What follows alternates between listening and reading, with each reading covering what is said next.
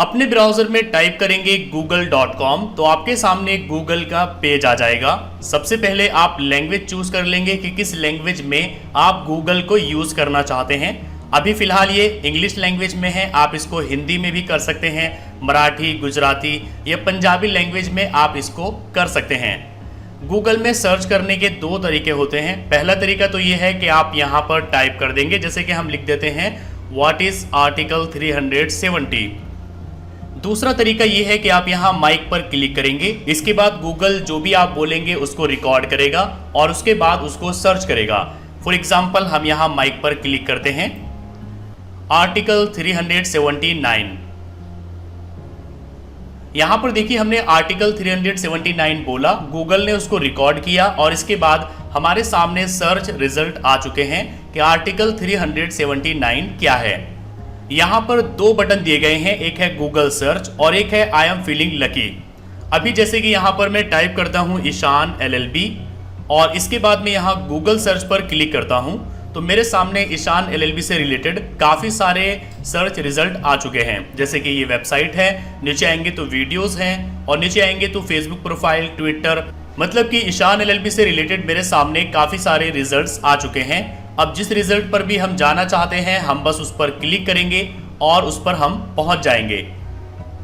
दूसरा है यहाँ पर आई एम फीलिंग लकी। इसमें क्या होता है कि आप जो भी चीज़ सर्च करते हैं तो गूगल आपके सामने काफ़ी सारे रिजल्ट दिखाने के बजाय जो फर्स्ट रिजल्ट होता है डायरेक्ट उस पर आपको ले जाता है।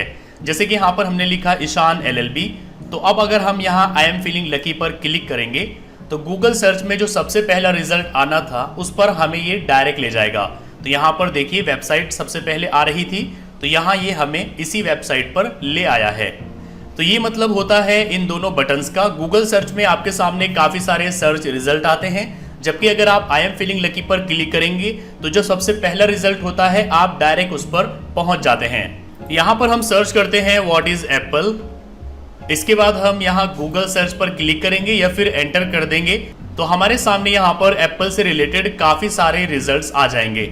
जो सबसे पहला रिजल्ट होता है वो सबसे ज़्यादा ट्रस्टेड होता है, इसलिए मोस्टली आपको उसी पर जाना चाहिए। उस पर अगर आप जाएंगे तो आपने जो भी क्वेश्चन पूछा है उसका आपको सटीक आंसर मिल जाएगा। जब आप कोई चीज़ सर्च करते हैं तो यहाँ राइट साइड में आपको इस तरीके का एक पेज मिलता है।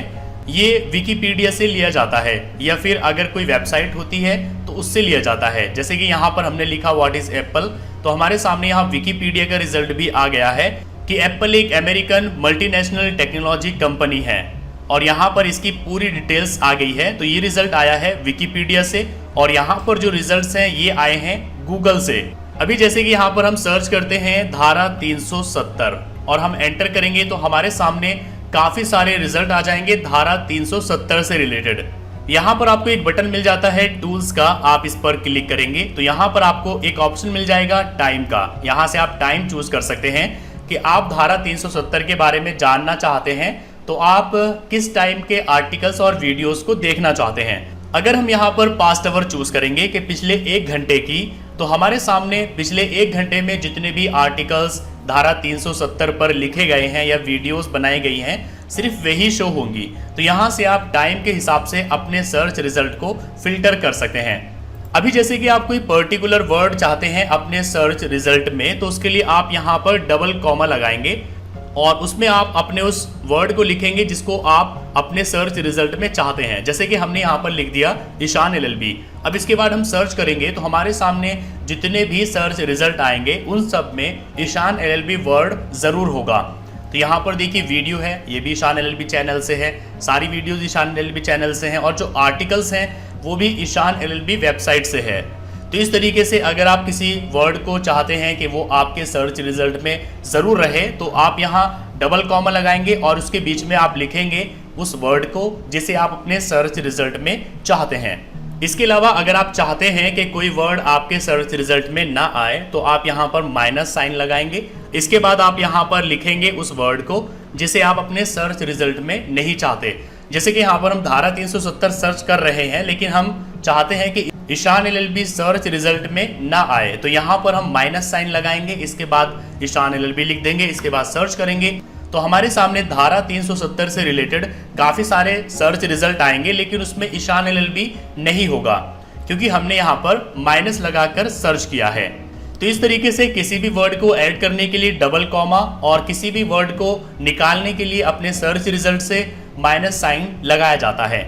अगर आप किसी पर्टिकुलर वेबसाइट में सर्च करना चाहते हैं, जैसे कि अगर आप यहाँ गूगल में कोई चीज़ सर्च करेंगे तो ये आपके सामने बहुत सारी वेबसाइट्स के रिजल्ट लाएगा। जैसे कि यहाँ पर हमने सर्च किया धारा 370, तो अब ये बहुत सारी वेबसाइट से अलग अलग रिजल्ट लेकर के हमारे सामने आया है।